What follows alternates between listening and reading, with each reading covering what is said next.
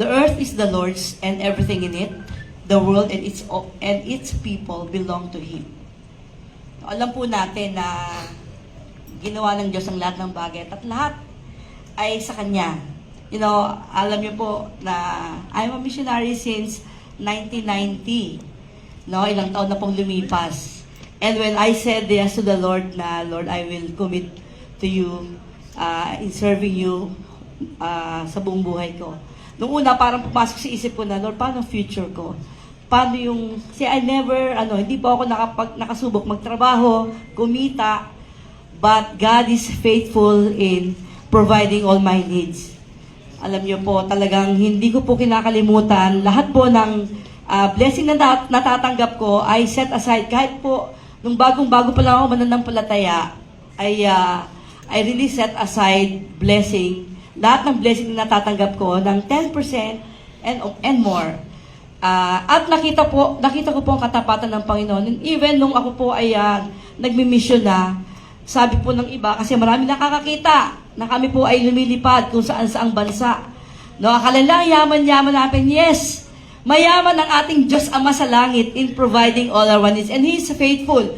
Sa bawat pagbibigay natin, hindi tayo natatakot na mawawalan tayo dahil baliktad po ang prinsipyo ng kaharian ng Diyos.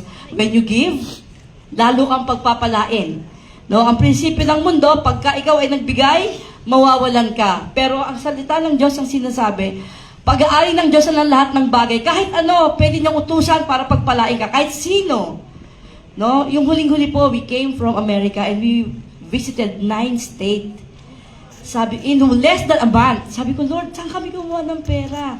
But every step of the way, bumubukas po ang favor and blessing sa amin. Talagang kami po, manghang-mangha din. Pero ito po ay dulot ng katapatan ng Panginoon. Hindi po kami naghihinayang na bawat pagpapala, Lord, binabalik para sa Kanya. Kaya naman po, ilang years na, 1990 until now, sabi ko, Lord, hindi po ako, kung bibigyan pa ako ulit ng chance ng Lord na magdesisyon, are you still be willing to serve me? Sabi ko, yes, Lord, hindi magbabago. And dahil ang Diyos nating pinaglilingkuran ay tapat, hindi siya nagkukulang. Hindi tayo tumitingin sa laman ng bulsa natin when we give. We look upon God, who is the source of everything. Kaya naman, wag po tayong mangamba kung ano man po yung ating sitwasyon, ng ating pinansyal ngayon.